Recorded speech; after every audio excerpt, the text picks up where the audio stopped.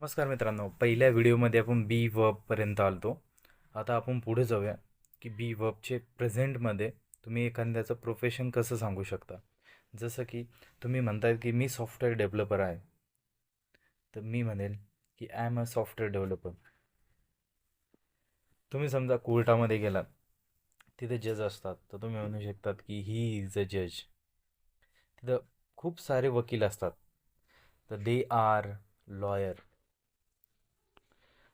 आता तुम्ही समजा कुंभार असेल, तर तुम्ही म्हणू शकता की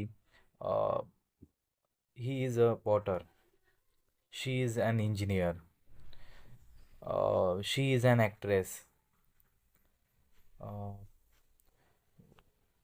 he is an politician, we are student, you are a doctor, you are a surgeon,